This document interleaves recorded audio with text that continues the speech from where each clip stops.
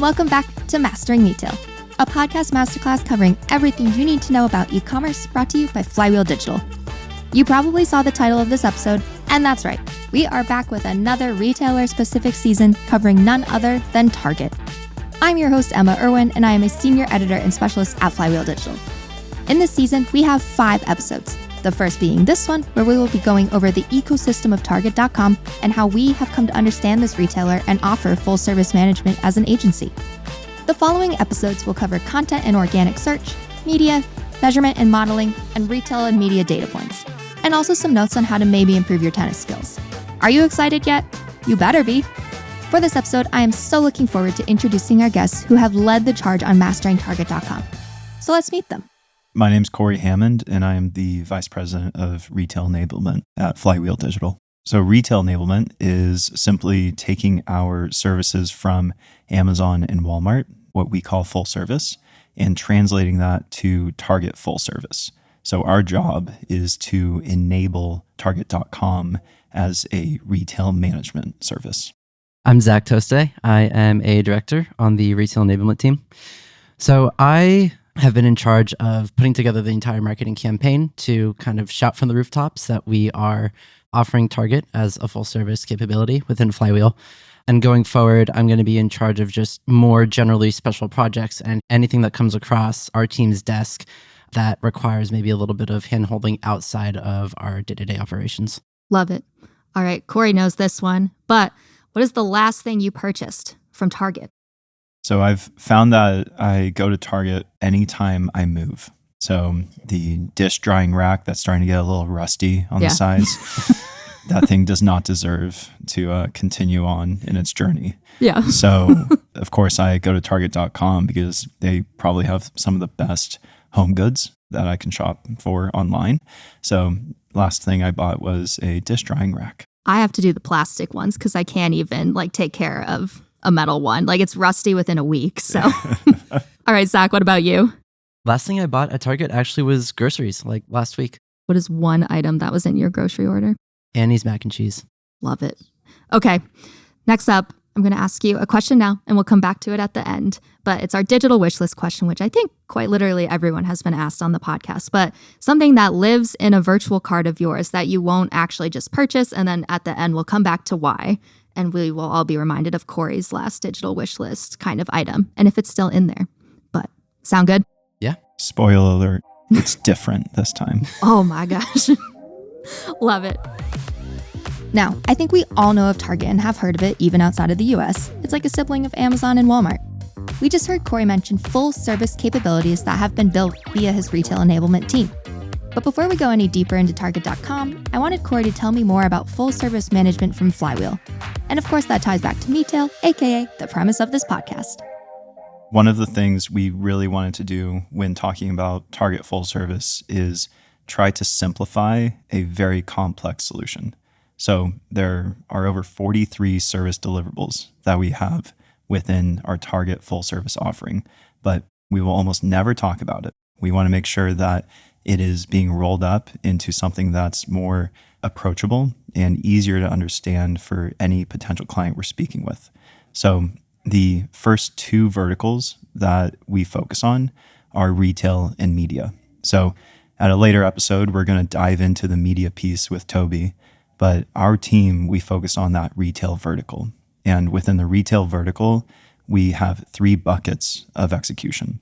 So the first is content and search, which focuses a lot on foundational needs for every single item that we're managing on Target.com and how those optimizations affect organic search rank. The second piece we focus on is measurement and modeling. So one thing we hear again and again from our client base is they don't have enough visibility into how they're doing on Target.com against their competition. So the beauty of Flywheel is that we can take the existing solutions, the existing models that exist on Amazon and Walmart, and apply those methodologies to Target.com. And so we're actively working with our data science teams and our product management teams to build those solutions for Target.com at scale. So that includes scraping capabilities, building SKU level forecasting models, And even when we're even looking at scraping, we're able to scrape multiple regions at the same time. So developing share of voice and even weighted share of voice models, that's all within our wheelhouse. And we're translating that to a target.com customer. The last piece we do is go-to-market strategies. So that is all encompassing of beginning to end life cycle for an item. If you're thinking of item setup needs, anything having to do with cold start launches, we are there every step of the way. So our goal is to provide full service at the item level and rolling that up to something more visible and more digestible for the executives at every single brand that we've partnered with on Target.com. Why now that we're launching this? Has it been tough to get into Target and figure out the systems? What we always look at is where is the retailer from a tech perspective? In the last 2 or 3 years, we've seen a ton of development on the media investments that retailers are making. And effectively what has happened is the retail tech stack has followed suit. So Walmart is a great example. Right after the Jet.com acquisition, they started really investing in their tech stack when it comes to Walmart e-com. And then that translated really well to everything they're doing in Walmart Connect and also everything in tracking omni-channel sales. What we've seen with Target is that all of their apps that exist in Partners Online, they have become more and more self-serve, which gives us as Flywheel more tools to move the needle in sales growth for our clients. So it really was great timing for us to invest in Target.com, but more importantly, being able to show the client the tools that they have access to and showing them that we are the experts in those tools made it that much easier of a conversation to have us manage their Target.com account. So one thing I would add on to that is, as consultants for our clients' e-commerce businesses, we're always trying to figure out what's next. While we are the leaders on Amazon and Walmart right now, I think it's our responsibility to always be asking ourselves, how can we provide additional value to our clients that are in our portfolio? And I think for us, Target was that next logical step. Over time, we're looking to start expanding our services across more and more retailers as time goes on. As we get more and more resources dedicated to expanding out into those retailers, that's something that we're going to be able to consistently offer our clients across Flywheel's entire portfolio. But has there been anything kind of unique along the way with Target that is different from Amazon or Walmart? And I know you guys have been very involved in the Walmart process of full service and everything, but anything unique with Target? I'd say Target's marketplace, being that it is fairly limited, invite only, has made it really unique for 1P sellers. What we've seen on Amazon and Walmart is constant competition on the buy box, competition on getting into page 1 search results. Whereas with Target, that isn't a problem right now. And so what it actually does is it allows us to focus on foundational pieces that we view their customer, the target customer shopping on Target.com, as a necessity in order to convert. So the whole buy box conversation is not even brought up because it's not even a problem on Target.com. And then additionally, even the PDPs, the product pages on Target.com, are fairly unique in that they have something called badges. And these badges, a lot of them are triggered by the attributes associated with that item. And so what we are able to see is when there are more badges, there are more sales, and therefore there's better organic search rank. So the flywheel just starts spinning on Target.com much quicker than what we would see elsewhere. We love when the flywheel starts spinning. And as Corey mentioned in the beginning, there are 3 pillars that we approach Target.com with that of course contribute to this spinning flywheel: retail, media, and data visualization/dashboards. We also heard Corey mention that we have 43 service deliverables. So, just a few. And I wanted him to tell me about a few of them, which make up a good chunk of our retail pillar. Obviously not all 43 because nobody has time for that. Although if you're curious, you can just ask us. But some of our key, critical service deliverables. So one of the things that I'm really excited about that is part of our service deliverables that has been fairly easy to migrate over to Target.com full service is our 3PL capabilities. So Flywheel 3PL is something that is already widely used on Amazon and Walmart. And we've been able to start talking to our clients about our capabilities to dropship on behalf of the vendor. And the goal that we have at the end of the day is increasing the assortment size on target.com to increase share of voice on page one search results for top search keywords.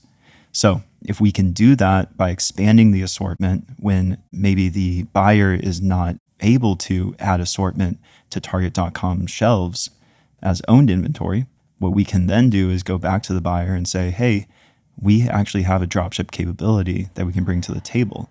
And we've seen this time and time again on the walmart.com side, and we've seen a lot of success that I know we can bring to target.com. Yeah, I think what I'm most excited about from what our team has been able to do already with some of our pilot clients is going in there and making very quick but meaningful differences in where our clients' items are showing up on target.com. And like Corey mentioned before, a lot of that has to do with what we're able to see in the back end through Partners Online, which is Target's data portal, if you will, for vendors. And a lot of the changes that we've made have shown some really, really incredible shifts in position on top search terms for our clients' assortments. And some of our team members are going to be diving a little bit deeper in a follow-up episode to this about how we've been able to manipulate some of our clients' items using some strategies on attribution and badges like we talked about before. And it's just really exciting to see that not only were our hunches correct in assuming that certain things moved the needle little by little, but also being able to see that like those hunches actually manifest themselves into actionable changes that have resulted in higher sales for our clients. That's just an absolute win in our book, and we're really excited about that. We love winning. Yes. This doesn't have to be a question to Corey, but Corey, you mentioned the buyer on the Target side. How like intertwined do the brands and 1Ps selling on Target have to be with the buyer? Is it more similar to Walmart with the merchant/buyer and Amazon, the vendor manager? Like, what does that relationship kind of look like? So the buyer is responsible for both in-store and online. And so a lot of their focus is on this annual JBP that they have with vendors, so joint business partnership. And what that results in is a decision on the assortment, but more importantly, what is the media investment going to look like? And as the years have gone on, Roundel, which is the media arm for Target, has become more and more involved in those JBPs. And for good reason, because if the media dollars can be in sync with the inventory available with any cold start items that are going to start sitting on the shelves across Target stores, if we can invest media properly, then you're going to see huge success across both in-store and online. So those decisions are all made during the JBP, and the vendors work tirelessly to prepare for those. And so where we can come in and be influential for the buyer is by providing that visibility that I was talking about before. Not everyone has access to share of voice data. Very few people have access to their own SKU level forecasting that's supported by all the work we've done on Amazon, which the data science team has time and time again provided better forecasts on Amazon than Amazon themselves. So if we can have that depth of expertise on target.com, we're only going to help both the buyer and the vendor. Now, if I were to follow the order of the pillars given to me, media would be the next one. But we have an entire episode in this season dedicated to media, and then another one that covers how retail and media interact. So you'll just have to listen to absolutely everything. Let's move on to the third pillar of our approach to Target.com, which is data visualizations and dashboards. I asked Corey to tell me more about how we're taking the data that we can get from Target and visualizing it so that it's usable information that can help clients see their brand's performance. Yeah, so the great thing is we're coming in with a pretty solid background on how we built White Spider, which is the tool, or SKU Ninja, which is the tool that we used for Walmart.com within Flywheel. So SKU Ninja gave us exposure on how clients want to look at omni-channel, both in-store and online sales performance. And we've applied that methodology to Target.com as well. So we are working on and have already rolled out client-facing dashboards that give our clients visibility on how they are ranking in top search keywords, what their share of voice is, both unweighted and weighted, and then also how their sales are performing across the nation for both in-store and online. So it would be nice and all if we only had 5 clients that wanted Target, because we would just custom build those dashboards. But being Flywheel, that's not the case. The good thing, though, is we have an entire team dedicated to connecting the dots of data across multiple retailers. So the next evolution for Target data is that we are going to be pulling in all of our clients' Target data through an API, combining that with their Amazon and Walmart data, and providing dashboards that are omni-retailer. And there is no solution out there today that provides that. One other thing that we envisioned as we were trying to see what these dashboards were going to look like from the account manager side is we envisioned that you come in, it's a Monday morning, and you go through your Monday morning checklist of what exactly it is on what you need to report out to your client and what you need as an account manager to actually action on that business. So we really used our past expertise from working at Walmart and kind of relied on, okay, when we were there, what are the levers that we were pulling? What are the data points that we were paying attention to? And what directly impacted how we manage that business for the week, for the day, whatever that might be. So all of that influenced the different ways that we are going to be displaying those data points and have kind of fueled that conversation of, this is what we need to be focusing on. This is how we're going to be making a difference in our clients' portfolios. And these are the levers that we're going to be able to pull using that data. Say a brand has completely different portfolios across Amazon, Walmart, and Target. When you talk about like omnivision, how does that kind of work if the catalogs, I don't know why you would make it so complicated for yourself, but like say you only sell like a 6-pack on Amazon, and then maybe it's a 12-pack on Walmart, and then maybe it's a single item on Target. Like, are you taking that into account? Yeah, so we can create custom segmentation. And I think what's important is, although the assortments may look different, you also need to ask yourself why the buyer decided to have that assortment in the first place. And so what this can actually do is, by applying a custom segmentation, you can put all 3 of those unique SKUs next to each other, knowing that, say, it's just different case pack sizes, and look at those sales trends.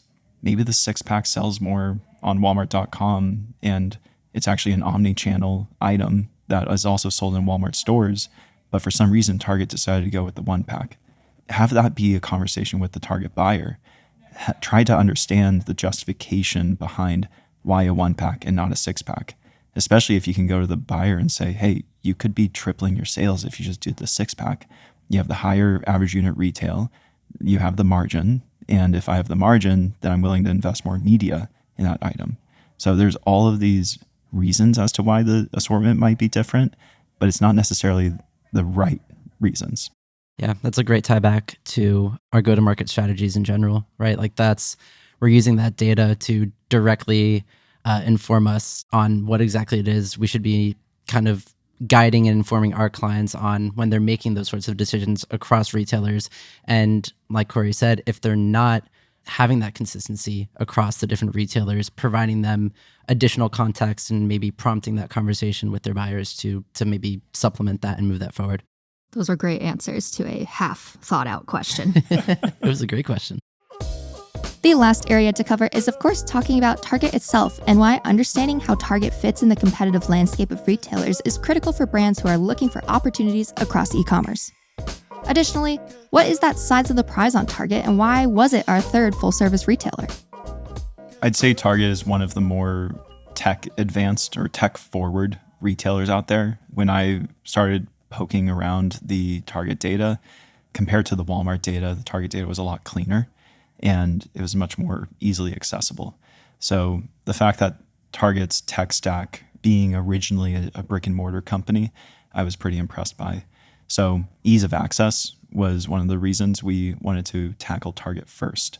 Now, when it comes to omni-channel, this is something that is always top of mind for vendors, and it's something that they're always trying to innovate on, provide unique assortments in the omni-channel environment for both online and in store. Target, I believe, is one of those innovative companies who are capable of providing an omni-channel experience for the customer. So order online, pick up in store. That's something that Walmart has done an amazing job with. And I think Target is that next retailer who is executing pretty well on that. So going where the vendors want us to focus, where our clients want us to focus, I think is really important that we continue doing that. And Target really is just the first step of enabling full service beyond Amazon and Walmart. There's going to be more retailers that we expand to. I'm going to go on my soapbox and I'm pretty sure everyone hears this story, but I lived in Minneapolis for 4 years. And so Target was my go-to retailer. And now I don't live anywhere near a Target, so it's not quite as convenient. But even going back, how old am I, 4 or 5 years ago to when I was still in school, the innovation that they had and just their app worked so well. It just made sense. They mastered the buy online pickup and they'll throw it in my trunk, and inventory for stores was perfect. Every item you could look for 1 grain of pepper and the app would tell you where it is in the store. I love Target. Okay, now that I've said that, I just had to get that one out there. Okay. What do you guys see as the future of Target? Where do you think it's going to go in terms of growth? Is it ever going to make its way up to the Walmart, Amazon level? Given how Target curates their selection, I don't think it'll get to the size of Amazon and Walmart, but that's okay. As long as the margin is there, Target should be comfortable with where they are. Of course, you don't want to see negative comps like the way they've seen in the recent quarters, but it doesn't mean that Target should be signed off by vendors, that they shouldn't invest in Target.com. So I see Target as continuing to be the place to shop for the new dish rack that looks great on your countertop, to make sure that the customers always feel like they're getting high quality products.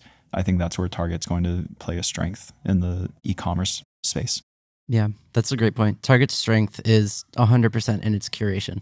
I don't want to say exclusivity because that's almost sometimes maybe a negative connotation, but Target does a great job of knowing exactly who their customers are, of picking an assortment that's going to resonate very well with that target customer, and basically just be able to provide vendors with a space to really hit a target segment that they might not be able to get at a more broad retailer like Amazon or Walmart. Love it. And I'm going back to the dish rack. Target's going to make a cute plastic dish rack. So oh yeah, it's going to be a good looking plastic dish rack for the clowns like me in life who can't keep anything nice. But okay, let's kind of talk about my last little, but also huge question on this, which is just, how does this launch from Flywheel? And you can take this one at a time or only answer one of the ABCs, whatever makes sense.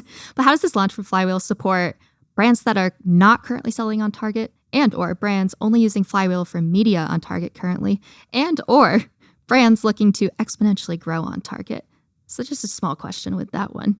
I would say that for those brands who aren't on Target, it's always a great conversation to have on expanding to a new retailer. Like I mentioned before, it's a great way to hit a new customer segment if that's something that you're going after in your brand portfolio. And it never hurts to have more of an audience for your assortment. For clients who are either media only or looking to scale on Target.com, we are first to market as far as offering a service for Target.com consulting. And if there is a way to figure something out, if there's a way to get you more category share of voice, we're going to be the ones who are going to be putting in the time and the thought into actually helping you do that on Target.com.